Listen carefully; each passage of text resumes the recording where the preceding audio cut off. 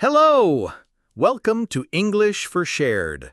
Here, you learn English with a very interesting story. Don't forget to subscribe, like, and comment. Let's go! Nelson Mandela, The Journey of a Hero for Freedom. Childhood in the land of the Xhosa.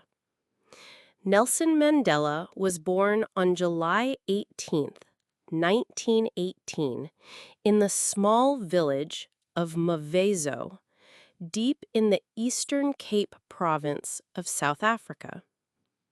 His birth name was Rolihlahla Mandela, which in the Xhosa language means something like pulling the branch of a tree, an expression often interpreted as troublemaker. But he was not a troublesome child. On the contrary, he was calm, observant, and intelligent from an early age. Mandela was a member of the Madiba clan, part of the Xhosa ethnic group, a name that would later become a symbol around the world. His father was a tribal advisor to the Tembu king, but lost his position after a disagreement with British colonial authorities. After his father died, when Mandela was only 9 years old, he was taken to live in the home of the Tembu regent. There, the young boy had access to a privileged education, a rare opportunity for a black child at the time. A young man with a bigger dream. Mandela grew up hearing stories about the great leaders of his people and began to dream of justice and freedom. He attended a local Methodist school where a British teacher gave him the name Nelson, a common practice by Christian missionaries.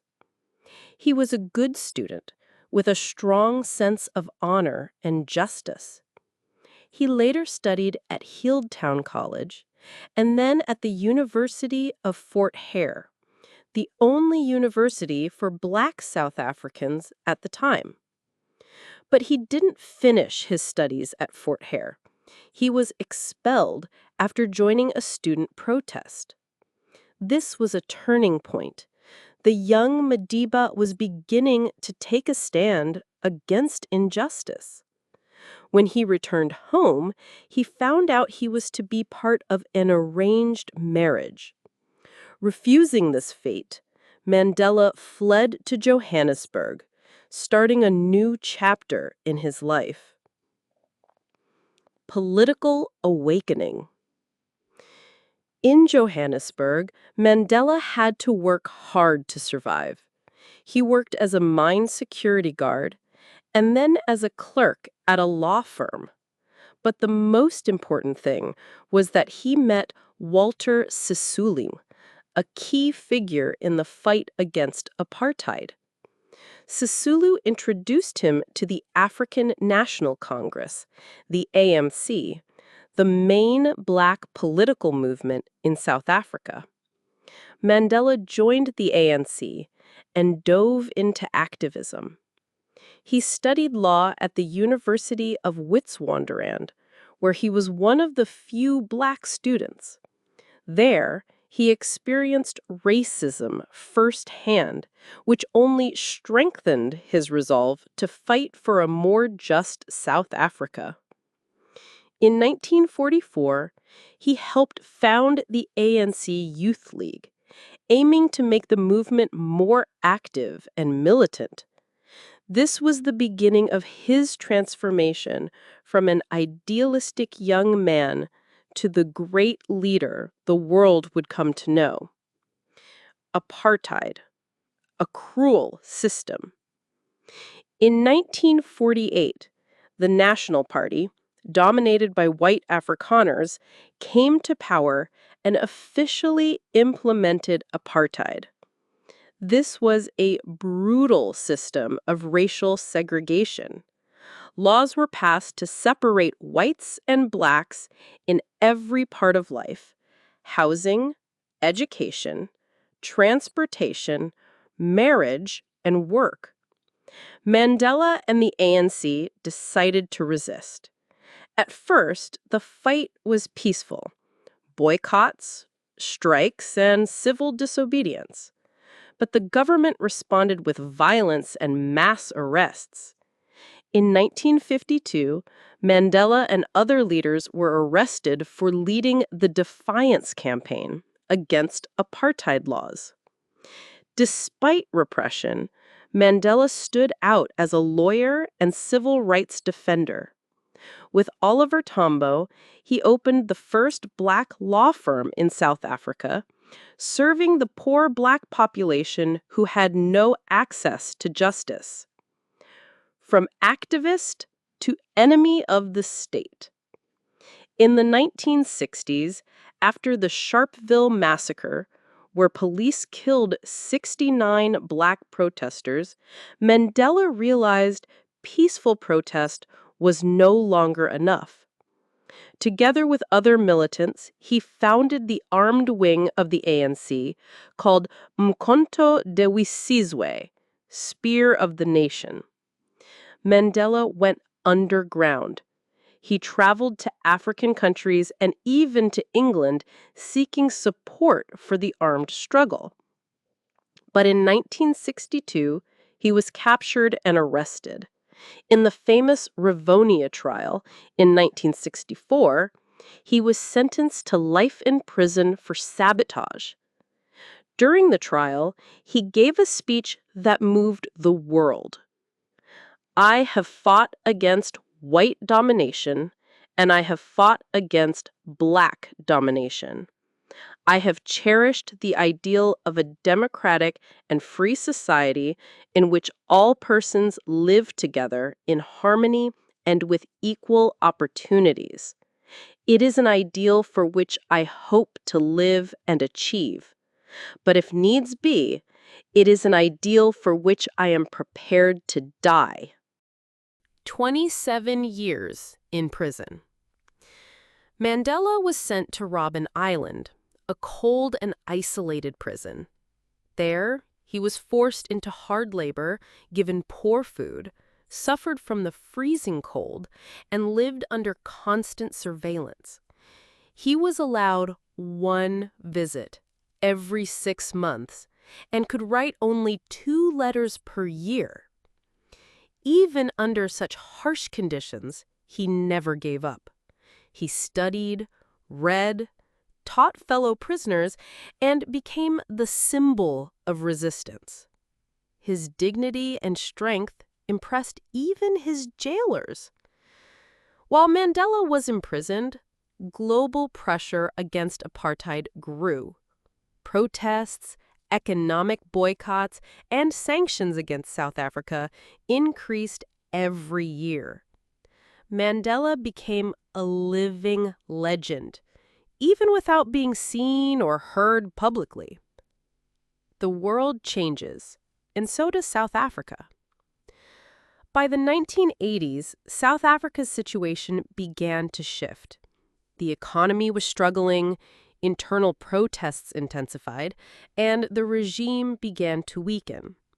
In 1989, F.W. de Klerk became president and began negotiations to end apartheid.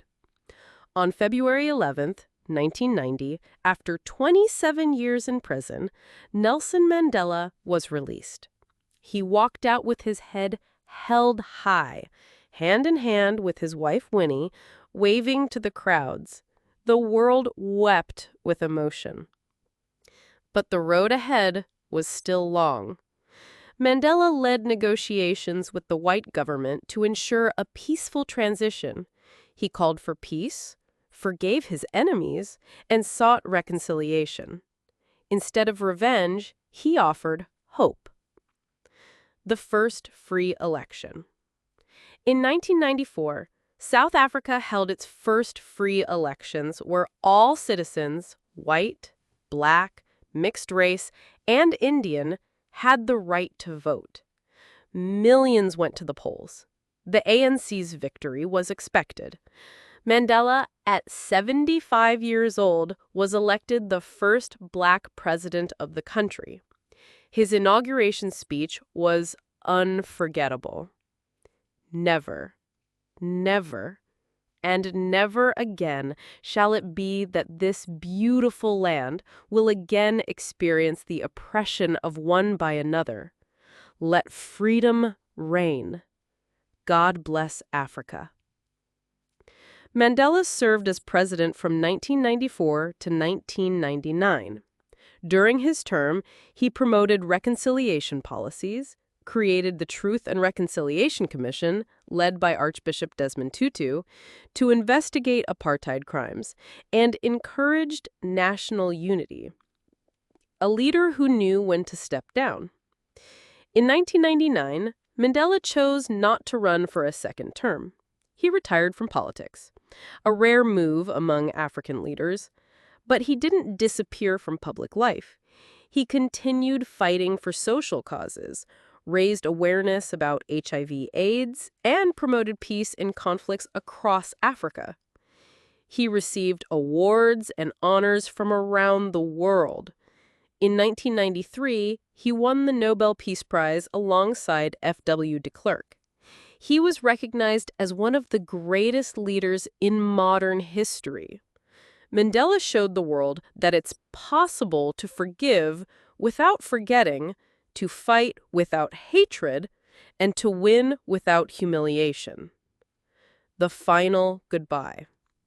Nelson Mandela passed away on December 5, 2013, at the age of 95, in his home, surrounded by family. The world stopped to pay tribute. Leaders from every country, artists, activists, young and old, all came together to say farewell to Madiba. In South Africa, thousands mourned, sang, and celebrated his life in the streets. Soweto Stadium was packed for his funeral.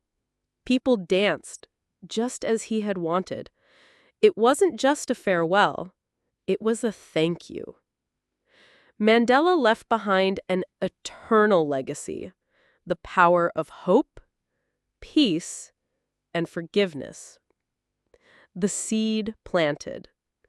Nelson Mandela was no saint. He himself said he was just an ordinary man with extraordinary courage. He made mistakes, suffered, fell, and got back up. His life was marked by the fight against a cruel system, but also by the choice to take the harder road, the path of love for others. Madiba showed the world that hate imprisons, but forgiveness sets us free. That freedom is only real when everyone has it, and that democracy is built with courage, dialogue, and justice. Today, his name is on schools, bridges, parks, and in hearts.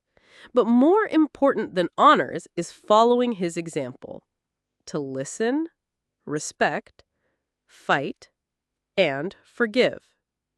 Because, as he once said, the greatest glory in living lies not in never falling, but in rising every time we fall. And so, the story of Nelson Mandela becomes a beacon for humanity, a man who came from a small village to change the fate of a nation and inspire the entire world.